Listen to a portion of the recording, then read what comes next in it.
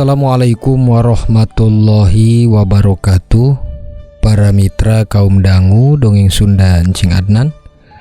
Alhamdulillah tiasa tepang dangu deui sareng sim kuring dina gelaran dongeng Sunda anu baris ngalajengkeun cumarios Munjung Gondorwo nya para mitra.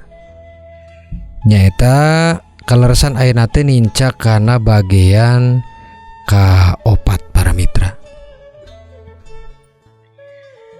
Kukituna para mitra, sim kuring nyuhun dihapunten tina samudayaning kalepatan boh oge bilihna aya kasamian dina nami tempat gelar sareng sajabina nu mawi ieu mah ngan saukur carios fiksi anu direka ku sim kuring etang-etang kangge hiburan mitra kaum dangu sadayananya para mitra.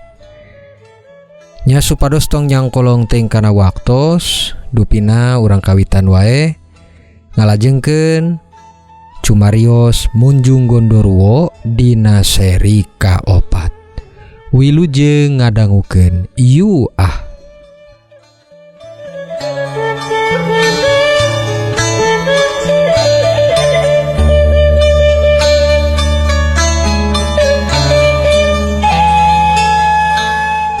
Para mitra kaum dangu, urang lajengkeun cumarios kamarinya para mitra.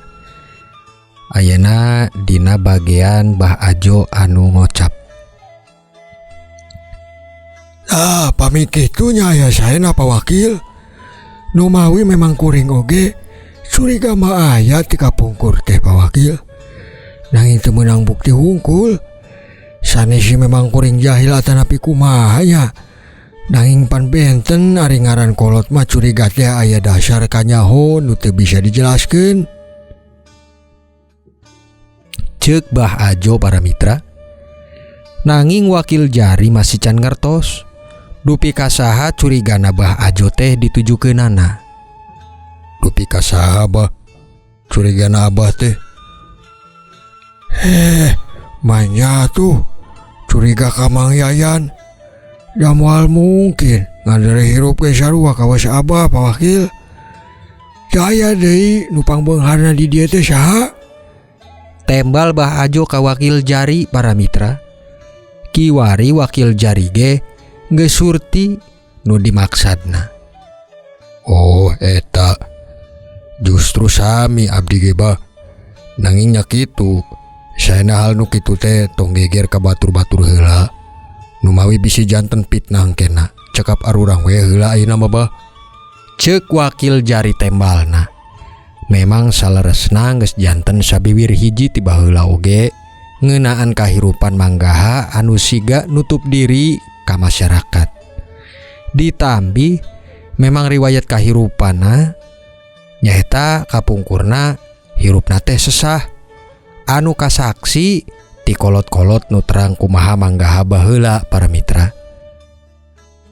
Teu lami kitu Nyi Murni datang mantun kopi sarenteng ladang leuwihan ngicalkeun lauk ka warung dengan Caas teh. Assalamualaikum. Geuning aya Pak Wakil. Atuh meuni teh disuguhan ciherang-herang acan geuning Kang. Kedah Pak Wakilnya ditunjukkeun kopi heula. Nyi Murni kocapna lajeng enggal nyandak gelas tina pago ditinyuhna kopi nu karek meuli tadi.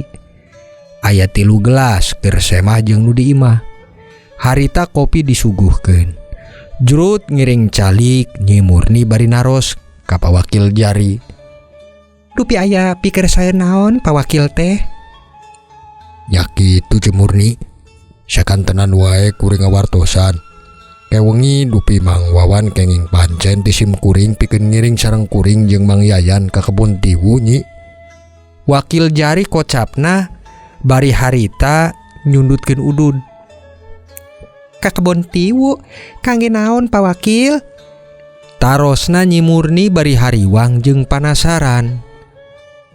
Nyaeta kami teh bade nalungtik sugan jeung sugan ka hariwang para wargi kiwari teh ngeunaan Gondorwo tiasa enggal kapendak nyi. Nu mawi aya nu nyebatkeun ieu teh Gondorwo kacejaden alias jelma munjung. Aya oge nu nyebatkeun makhluk gaib. Leres hentena sugan we atuh. Wengi teh tiasa ngengingkeun buktosna. Nanging omat we perkawis ieu mah. Tong waka betus heula kasasau oge teh nyi. Ceuk wakil jari harita ka Nyi Murni.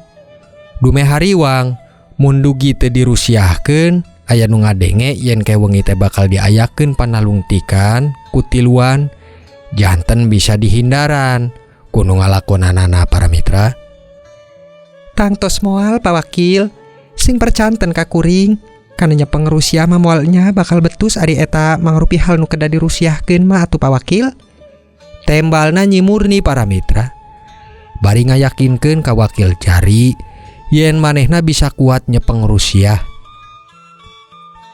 Nyakit tumor janten ke wengi Murni tong sieun jeung hariwang ka akang.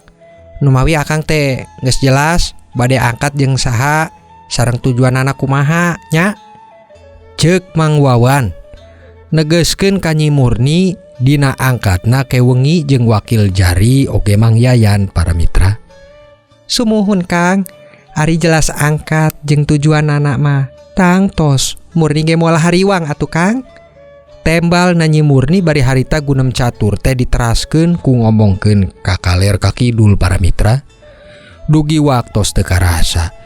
Jol sadar-sadar teh geus sandikala rek majeng ka waktos magrib.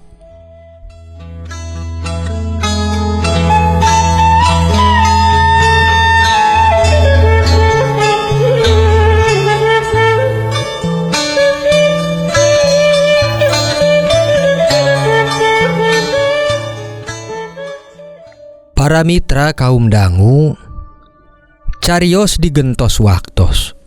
Kiwari jagat geus poek, kirang langkung jam 8 peuting. Mang Yayan jeung Mang Wawan geus ngantosan di pos ronda kangge harita ngantosan wakil jari. Sapedah masing-masingna geus pada mawa katut senter keur sosorot jalan duanana oge geus marawa. Dek yang sabaraha eta angkatnya Bang Wawan. Ari wakil jari can datang kene. Ceuk Bang Yayan, harita bari ngudud we duduaan di pos ronda ngantos dongkapna wakil jari para mitra. Antosan we atuh Mang, kedap deui ge datang. Moalnya dugi ka peuting. Tembalna bari teu lami leres ayana para mitra. Wakil jari teh datang bari numpak sapeda. Anjeunna teu kungsi turun, dilajeng ngajak langsung keur jalan ka kebon tiwu. Duh hapunten ya, kuring teh tadi aya sema heula ngurusan KTP Mang Wawan. Nyatu ari geus siap mah sadayana ayu urang angkat we lah. Ceuk wakil jari janten harita Mang Yayan jeung Mang Wawan ge lajeng numpak kana sapedahna masing-masing. Teu kakantun senter disorotkeunana. Lajeng sasarengan harita jalan ngagoe sapeda muru ka kebon tiwu. Para mitra kaum dangu, cahya wulan nyumput dina mega poek meredong titinggalan harita. Babaung anjing ti kajauhan geus mulai kadangu. Sora jangkrik pati ngagerik katambih similiwir angin nu sakapeung aya sakapeung leungit. Harita tiluanana geus deukeut ka kebon tiwu. Saja jalan ti tiluan ngaleungitkeun rasa kakeueung silih tembal we bari ngagoes. Sapeda mah dihareup itu we tuh. Disenderkeunana ditangkal caringinnya Pak Wakil. Ceuk Mang Yayan bari geus katinggal tangkal caringin anu dimaksudna. Ya sok di mana we? Nu penting kiwari urang mah asup heula ka kebon tiwu. Omat we tong papencar bisi kumaonam. Tembal wakil jari bari ripuh titinggalanana. Daharita geus teu puguh katambi poek jeung jalan ge tinggarehol teu rata teh para mitra. Ampun jalana wungkul ieu teh, duh. Garehol terata teh Pak Wakil. Mun teu hati-hati bisa labuh ieu teh. Tembal Mang Wawan teu lami tiluanana nepi oge ka tangkal caringin di sisi jalan. Kiwari tiluanana geus di jalanan kebon tiwu. Sisi kenca jeung katuhu ukur kebon tiwu weh nu geus teu kaurus para mitra. Kebon teh nyaa teka urus daun nu ngakon jeung nu wantunen ieu teh keur ngolahna. Memawi kapungkurna uru tempat Walanda muncitan bangsa urang eta Mang Wawan. Kocapna wakil jari kalah kanyaritakeun hal-hal nu janten keung keur harita. Duh, Pak Wakil, ulang ngomongkeun kitu ah. Bisi dedemit di dieu. Jahil ka urang kabeh. Nya ieu tuh, Pak Wakil. Teubi ka ditu tuh. Lumawi saur kamari wargi nu nimukeun kebetan si salawon boe jenat anak Kang Diding teh. Dianep tangkal nangka itu tuh. Nu di tengah. Ya ayo mangga Mang Wawan. Oke Mang Yayan. Sok kuring dihareup lah. Wakil jari harita ngawitan leumpang ti heula ka arah tengah kebon para mitra. Nu saurna kamari wargi anu nimukeun sesaboe jenat anak Kang Diding teh. Ayana dihandap tangkal nangka di tengah kebon. Jagat beuki karasa tiris. Sedengkeun rasa keung nyieun muringkak bulu punduk. Geuman jeung melang aya bangsa dedemit nu jail dirasakeun ku sarerea harita. Sabab kiwari tiluanana pada nyadar keur aya di kebon tiwu anu sungil atawa angker para mitra.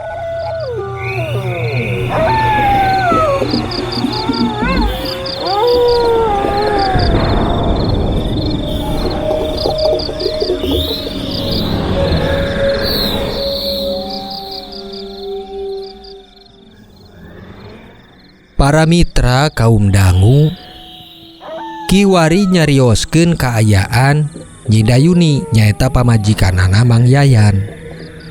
Saleresna harita mangga hageh terang angkatna Mang Yayan jeung Mang Wawan kalih wakil jari teh. Numawi angkatna harita ngaliwat ka payuneun bumi Manggaha. Nu di mana Manggaha oge kongsi noong tina hordeng angkatna harita jelema tiluan.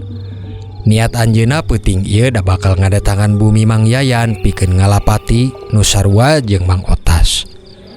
Nanging terangna harita Mang Yayan keur teu aya di bumi, cara jelemaan anjeunna teu cios keur dilakukeun. Nanging anjeunna boga tujuan atanapi rencana lain, nyaeta bakal nyipat mencala putra mencala putri ngajadi Mang Yayan ku kabisana tina cara kaistimewaan nu dimilikanana salaku jelma anu geus munjung ka Gondoruo para mitra. Nya memang harita numutkeun pangbohongan mah saha jelema nu muja ka Gondoruo kaistimewaanana di pasian elmu nu bisa nyarupakeun ka jelema sejen salian ti ngajadi Gondoruo. Nanging watesna ngan saukur sambet ka waktu subuh. Saleuwihna ti subuh bakal leungit sadaya kakiatanana jeung teu bisa ngarupa deui boh ngawujud ka jelema sejen atanapi ngajadi Gondoruo oge. Nya kiwari dina kaayaan peuting anu memang geeuman pedah masih baseuhna kuburan Mang Otas salaku korban Gondoruo. Nyi Dayuni teu bisa kulem. Ditambih Mang Yayan can mulang keneh. Sedengkeun harita geus jam 11 peuting para mitra. Kaayaan lembur anu geus jempling ditambih babawung anjing ti totoang jeung pajaratan ngajadikeun muringkak khususna keur Nyi Dayuni nu keur sosoranganan. Duh, can balik wae Kang Yayan teh ah. Jabading kuring sosoranganan di imah teh. Sieun taya sasaha. Masih jejerih jeung muringkak mun emut omongan Kang Yayan ngeunaan Gondoruo. Teu lami Nyi Dayuni keur sasarean bari dikorodong simbut. Kadang upanto aya nu kaketok bari sorana teu birek deui keur didanguna ku Nyi Dayuni teh. Yun, buka pantona ya Akang balik. Ceuk nu kaketok di hareup. Nyi Dayuni nu terang eta teh sora Mang Yayan para mitra. Janten bunga dumeh kiwari dirina keur kasienan carogena balik dina kaayaan anu banget dibutuhkeun keur maturan manehna. Kang Yayan, alhamdulillah tos balik sakedap Kang. Nyi Dayuni lajeng ngerikat ka hareup. Panto dibukakeun ku manehna teh para mitra. Lajeng leres wae katingal Mang Yayan nu geus ngantosan padahal eta teh mangrupikeun Manggaha nu keur nyipat bade nyarean ka Nyi Dayuni. Mang Yayan harita lajeng ka jero. Anjeunna langsung muru ka kamar. Teu disangka harita keneh langsung ngajak sapatemon jeung Nyi Dayuni. Cariosna kiwari teu biasana Mang Yayan dirasa beda ku Nyi Dayuni teh. Anjeunna dugi ngarasa leuleus ngalayanan sapatemon nafsu carogena kiwari para mitra. Dugi harita dicarioskeun Mang Yayan geus ngarasa puas kantun kulem we dipaturon. Nanging Nyi Dayuni ngarasa oge ku puas. Tara biasana sih. Biasana da Mang Yayan teh ngan saukur sakali, ari ayeuna mah sababaraha kali para mitra. Anjeunna lajeng ka dapur Nyi Dayuni teh, dicandakna gelas tina pago lajeng dikucurkeun ciherang tina teko. Anjeunna ngaleueut pinuh kurasa haus dumeh geus ngalayanan nafsu Mang Yayan tadi. Nya teu lami panto aya nu ngetok deui para mitra. Tok tok tok. Sora panto teh diketok ti hareup. Nyi Dayuni lajeng mukakeun. Karekek sora panto dibuka, Nyi Dayuni reuas. Sing horeng Mang Yayan anu aya di hareupeunana teh para mitra. Kang Yayan, kunaon Yun? Siga nu bing kitu nyawa akang balik teh. Aya nu aneh jeung akang. Taros Mang Yayan bari ningalikeun ka anggahota manehna sorangan para mitra. Jeung kitu deui Nyi Yuni ngarasa bingung dumeh tadi geus sapatemon jeung carogena. Nyaeta Mang Yayan teh. Akang, aneh, dupilayan akang tadi teh. Tos balik, malihan kongsi sapatemon sareng Yuni. Dugi tara biasana malihan, langkung minta sababaraha kali Kang Yayan teh. Ceuk Nyi Dayuni. Lajeng Nyi Dayuni muru kanggon. Panasaran ningal kanggona harita Mang Yayan geus teu aya di paturona para mitra. Kukituna Mang Yayan harita lajeng nyusul ka Bidayuni nu keur ngarasa bingung dina harita. Kumaha maksudna maneh teh Yun? Rupi maneh sapatemon jeung lalaki sejen? Kurang ajar sia teh Yun. Plak. Mang Yayan nampiling Nyai Dayuni. Nafsuna terang Nyai Dayuni geus sapatemon jeung lalaki sejen. Janten ngadadak we kasetanan harita teh para mitra. Akang, demi Allah Rasulullah Kang sing percaya ka Yuni.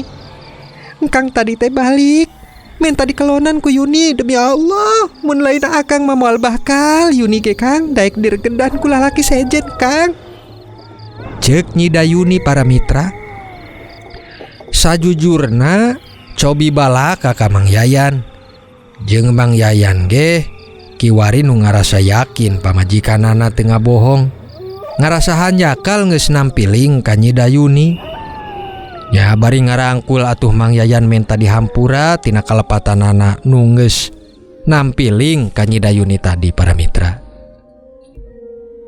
Yun, aduh hampura akang Yun. Akang yakin yang percaya ka Yuni. Nang rupina kiwari jiwa keluarga urang teh keur dijungjurikan ku Gondoruo ye teh Yun. Iblis laknat geus wani ngaragedan pamajikan dewek kita bangsat doang. Mang Yayan bari ambek ngadagor-dagorkeun maneh. Nyaeta ngadagor-dagorkeun huluna kana panto para mitra. Dupi ngarasa kacolongan. Jeung jengkelna teu bisa ngalawan nanaon dumeh geus kapalang kajadian harita teh. Kang, istighfar, nyebut ka Allah Kang. Sadar Kang. Nyi Dayuni bari ngarangkul ka Mang Yayan surti kana rasa manah Mang Yayan kiwari. Bari ngarangkul Nyi Dayuni ceurik ngabangingi geus ngarasa bodoh jeung hina ku ayana kitu para mitra.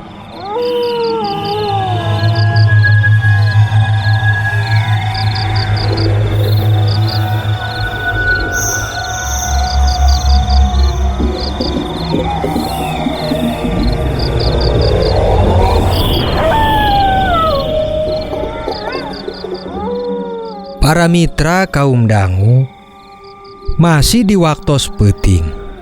Kaleresan ngaran imah Mang Wawan mah rada jauh ti imah Mang Yayan. Janten anjeunna mah pangpandeurina nepi ka imah teh.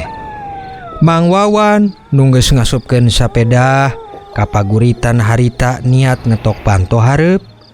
Nanging dina leumpangna ka arah hareup teh teu sangaja nempo makhluk nu aneh wujudna. Nya teu sanes eta teh mangrupi Gondorwo teh para mitra. Dume rasa panasaranana aya, bari keuteuyeub ngarindik ka si eta makhluk teh atuh. Sedengkeun si makhluk teu nyahoeun yen aya Mang Wawan nu keur ngawasaan kana leumpang manehna. Kurang ajar, dijugjuk ka kebon tiwuk, kalah ka nongol di dieu eta si makhluk teh. Keun lah, dek dituturkeun. Hayang nyaho ka mana eta teh balikna? Ceuk Mang Wawan bari telik nuturkeun ka arah makhluk nu keur leumpang. Si makhluk jongjon weh leumpang bari ngadigdig pribawana teh nu teu lami beles abus ka panto tukang imah manggaha. Moal nyalahan deui. Curiga teh geus sidik ieu mah teu nyalahan. Pantes we atuh beunghar maneh teh. Sing horeng mah maneh teh munjung. Gaha aduh ampun sia teh. Tadi sidik pisan ye si makhluk teh abus ka panto tukang imahna tah. Kurang ajar sia teh gaha. Beunang sia teh ayeuna mah. Mang Wawan gunemna nu geus nempo kunyatana kasih eta Gondorwo nu abus ka panto tukang imah manggaha para mitra. Nah hatena geus nyimpen rusiah nu bakal dibejakeun ke kawakil jari keur neang bong bolong para mitra. Sajago-jagona manusia ngipuk kakurengan, moal bakal lami bakal kanyahoan oge. Da aya mangsa apesna atuh gaha. Pantes we atuh tara akur jeung masyarakat teh sia teh munjung. Keun geus kanyahoan dipeuting ieu mah ku urang kedok maneh teh. Bakal beunang maneh teh ku apes maneh gaha. Kocap deui Mang Wawan di handap tangkal cau kulutuk teh para mitra. Dina nempokeun harita ka eta makhluk nu abus ka panto tukang imah manggaha.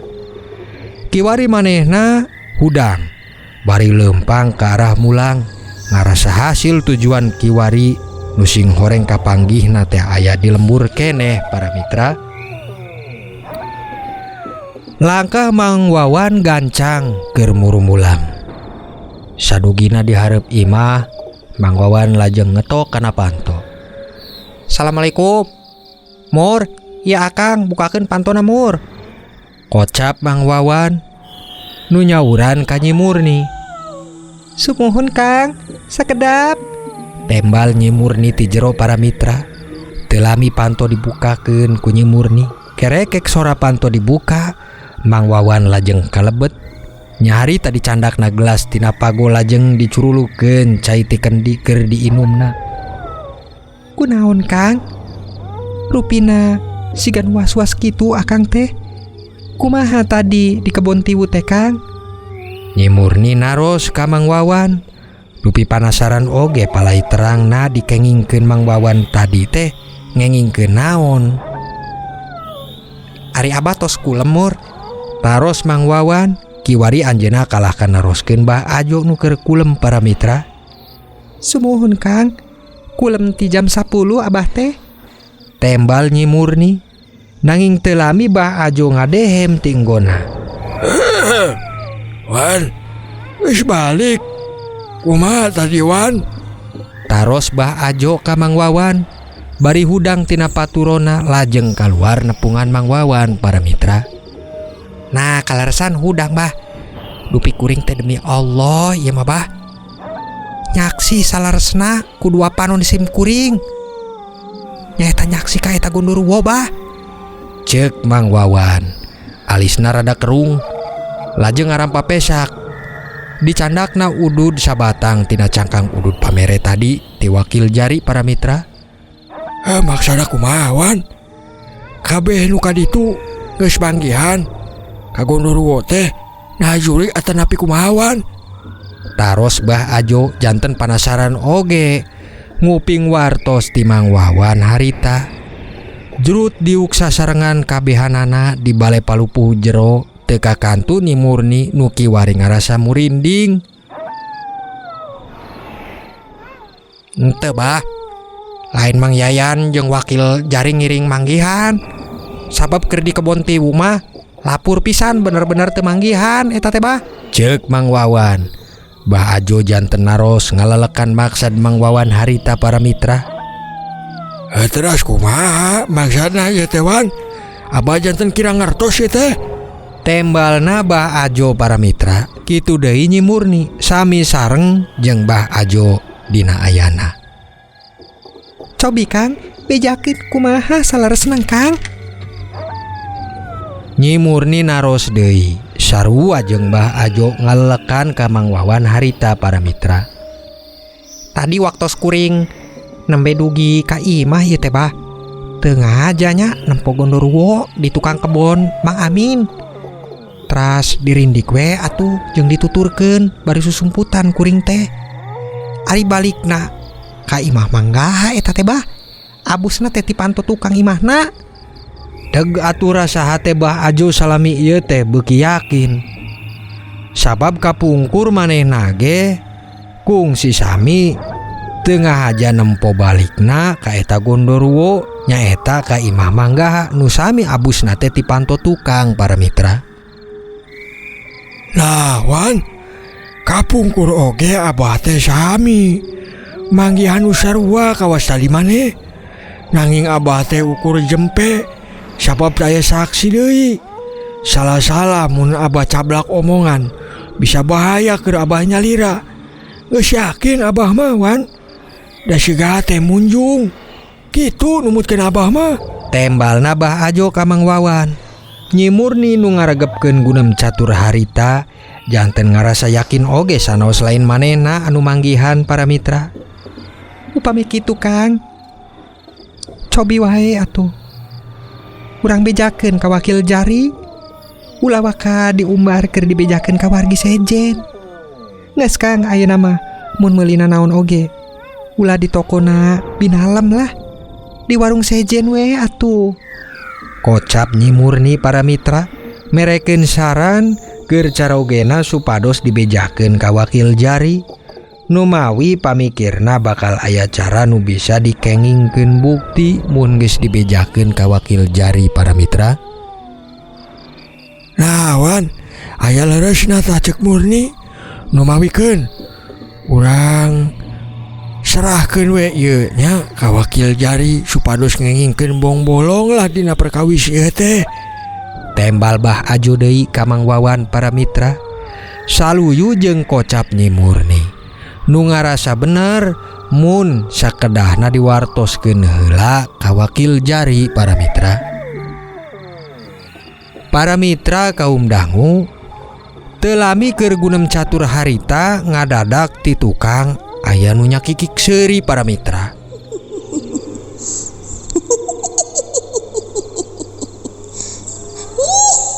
Hai Wan, aya nu seuri Wan. Sapertos aya nu milu ka maneh ti kebon tiwu ieu teh. Ceuk Bah Ajo.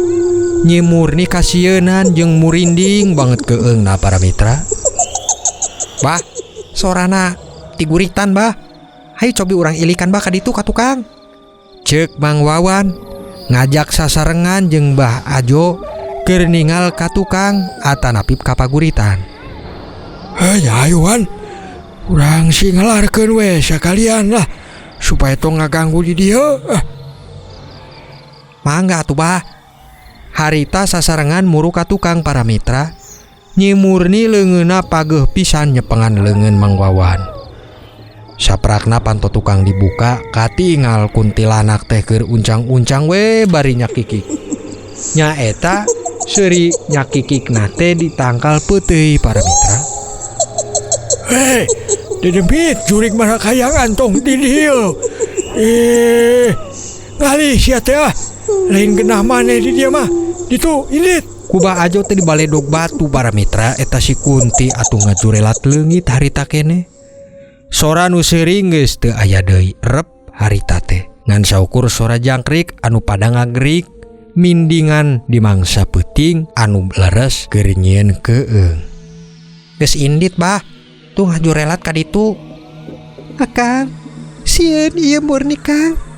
Akang si sagala wae lah. Segala make angkat ka kebon tiwu sagala. Geus nyaho kebon tiwu teh angker atuh Kang. Cek Nyi Murni panto tukang harita lajeng ditutup deui ku Bah Ajo para mitra. Sasarengan balik ka jero deui. Teras jurut calik bari mawa rasa kakeung harita teh di masing-masing dirina. Neng Nong para mitra. Dongengna kapegat ku Neng Nong nya. Insyaallah urang lajengkeun deui cumarios munjung Gondoruona dina seri kalimanya para mitra. Sakitu anu tiasa kapihatur ti sim kuring. Hapunten tina samudayaning kalepatan. Sapu nyere pegat simpai paturae patepang deui. Wassalamualaikum warahmatullahi wabarakatuh.